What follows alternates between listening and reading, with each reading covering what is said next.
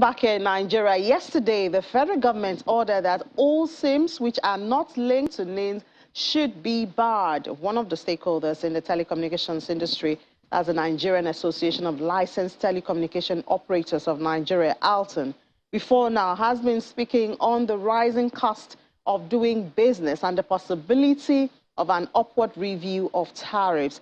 Now, all this came into focus at their meeting. They had a meeting yesterday with the Nigeria Communication Commission. We have the chairman of ALTON, Engineer Gbenga Adebayo, joining us now to give us some tip from that conversation and updating what's going on in that industry. Good morning, engineer. Thank you for joining us.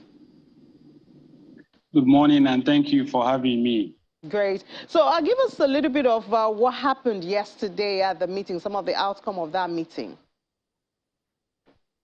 Well, just for clarification, we had directives received from the NCC yesterday. We didn't hold any meeting with them, but in the directive they gave, the instruction is that we should now implement and enforce the federal government directive on SIM and NIN linkage, and anyone who hasn't had their SIM card registration done along and linked with their NIM details are now supposed to be barred from making outgoing calls from the network with effect from yesterday. So that was the directive that was received yesterday, and we have since complied as an industry. All right. So what are you trying? What is the way forward now? Does it mean, as the federal government has ordered, those people, groups of people, will not be able to make calls anymore? Is there any compromise, any windows open for them? There is no compromise. As you may be aware, we have been on this since December 2020. Government has granted several extensions over the last 14 months.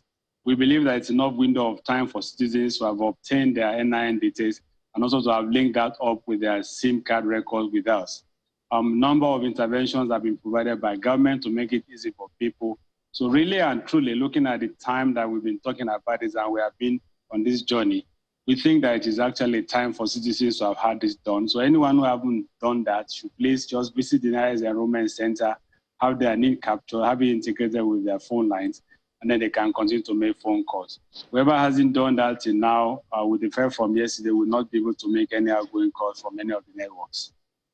And then another part of that conversation was you've been talking about the hike in cost of doing business. I mean, that's not just in your sector, but like you're threatening consumers now with a possible review of tariff? It is not a threat, and I must make that very clear. The concerns we expressed last week at our press meeting was that due to high cost of diesel supply, due to the difficulty in logistics across the country, we will be approaching government for some form of intervention in order to cushion the effect of that on our operations. If we're unable to get any form of intervention whatsoever and howsoever, we will begin a process of approaching our regulator to consider some realistic review in our prices. So we haven't said we are going to increase tariffs. We have only said we'll commence a process of first seeking intervention from government to cushion the effect of the high cost of diesel and non-availability of diesel in some instances on our business. And where we do not have a headway in that regard, we will commence the process of seeking a regulatory intervention by way of considering some realistic pricing.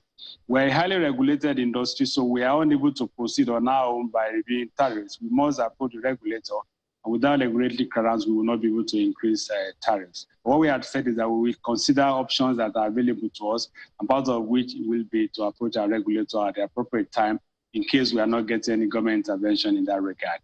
And when you talk about intervention, what form? This could be in any way. It could be first to give us access to diesel, give us diesel at an official rate, because we are told that the landing cost is significantly different from the selling price. Also make it available to us, because the challenge is also that sometimes even when you are ready to pay, you don't even have it available. You may be aware that we provide the energy supply on all sites across the country. A lot of them are powered on diesel energy. And it's extremely difficult in some hinterland to actually deliver diesel to those sites. So one is high cost, second is availability. And we believe that if government can give us access to diesel at reasonably low prices, maybe at landing cost or even lower than that, it easier for us, and also to assist us in ensuring that we have a easy rights of passage across the country to deliver them to those sites. So we are going to approach them with numbers, with facts, with real-time experience, and we hope that we'll receive the latest intervention from government. Okay, but was this not part of your conversation with the NCC yesterday? No, we didn't have a meeting yesterday. As I said, we just received the directive from the Commission, and that's what we are following. But it's part of what we are considering as an industry, and this is the way we now plan to go as an industry. So when do you intend to approach the government with this, and how long do we expect it to take? As soon as now. I must emphasize, however, that we are committed as an industry to continue to provide services to people across the country, irrespective of the challenges that we face. We guarantee service availability, we guarantee consistency of service at all times and in all places, irrespective of the problem that we face as an industry. So while this is going on in the bank end, it will not have any impact in the provision of services whatsoever and whatsoever to all parts of the country. So I must assure the public there is no reason to panic, nothing to be worried about. We are not issuing any threat to the public. We are only saying that given the reality of today's economy and the reality of the cost of doing business, there is certainly a need for us to look at our numbers again so that we can continue to be sustainable, to remain sustainable as an industry. All right, Engineer Gbenga Adebayo, Chairman of ALTON, thank you so much for bringing us up to date on some of your conversations in the industry. Thank you for having me. Have a nice day. You too. We'll take a breather now. When we come back, we have another conversation coming on. It's the end of a quarter and the beginning of another one. We want to see how the economy fared. Join us for that conversation.